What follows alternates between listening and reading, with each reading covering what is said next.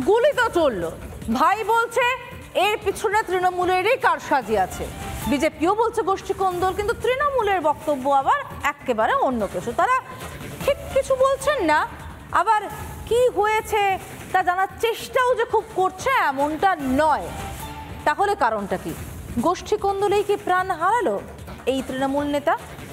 উত্তর খুঁজছে পুলিশ।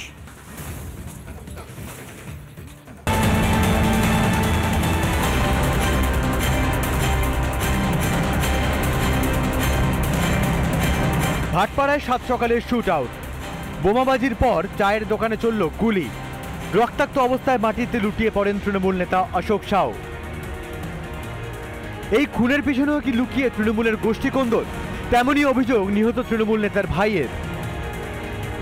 হ্যাঁ, টিএমসি করে ঝন্ডা বানে, 10 টাকা 20 টাকা নিয়ে ঝন্ডা বানে। কারা ওইখানেই থাকে, সুজল আছে, সুজল প্রসাদ আছে, সুজল পাসওয়ান আছে, সাহিল আছে, যত বড় কামাতা আসবে 12 নম্বর ওয়ার্ড গুন্ডারাজ কেউ শেষ করতে পারবে না। তবে কি দলের একাংশের বেআইনি কাজের সঙ্গে একমত না হওয়াতে খুন হতে হলো তাকে? সেই প্রশ্নই এখন ঘুরপাক খাচ্ছে ভাটপাড়া জুড়ে।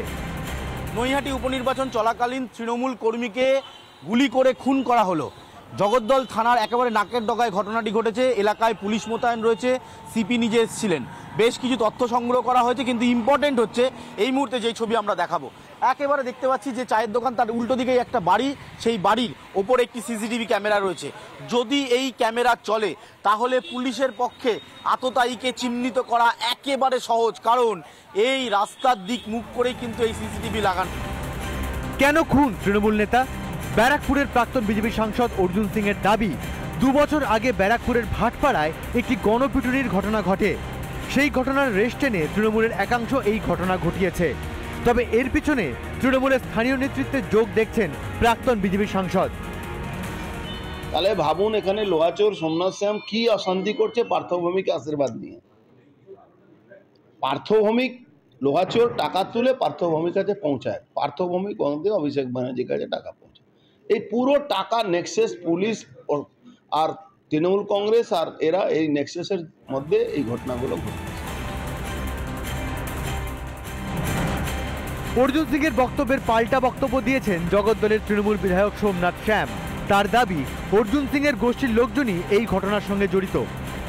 এই ঘটনার পিছনে যে মাস্টারমাইন্ড কাজ করছে সেটা হচ্ছে প্রাক্তন সাংসদ অর্জুন, যার সাকরে পঙ্কজ, যে এখন বিকি যাদবের খুনের মামলায় যে এখন ভিতরে আছে, এবং সালাউদ্দিন আনসারি ওরফ মুকুল, যাকে এই পঙ্কজ মার্ডার করিয়েছিল, তার সেই পঙ্কজই এই ঘটনাটা ঘটিয়েছে। সোমনাথ শ্যাম খুন করায় না, সোমনাথ শ্যাম মানুষের সাথে মানুষের পাশে থাকা। খুনের রাজনীতিটা অর্জুন করে, আর এখনও অনেক রকম খুনের চক্রান্ত করে যাচ্ছে, সেটাও খুব শিগগিরই পর্দাফাশ হবে। ভাটপাড়ার রাজনৈতিক তরজা নিয়ে মুখ খুললেন তৃণমূল সাংসদ পার্থ ভৌমিক। তার দাবি, ভাটপাড়ায় গুন্ডারাজ শুরু করেছিলেন প্রাক্তন সাংসদই। অর্জুন সিং যে গুন্ডা রাজের চাষ ব্যারাকপুরে করে গেছে, সেটা সারাতে তো কিছুটা সময় লাগবে। পার্থ ভৌমিক গুন্ডারাজ পরিষ্কার করে ছাড়বে, এবং তার জন্য ভাটপাড়ার যে সবচেয়ে বড় গুন্ডা, তাকেও ভাটপাড়া ছাড়তে হবে। বুধবার ছিল নৈহাটি বিধানসভার উপনির্বাচন। সেখানে বিক্ষিপ্ত অশান্তির খবর মিলেছে। তার মধ্যেই ভাটপাড়ার খুনের ঘটনা এলাকায় আতঙ্ক সৃষ্টি করেছে। সন্তু পান, অনুপম পাত্র ও টিটপ বিশ্বাসের রিপোর্ট, রিপাবলিক বাংলা।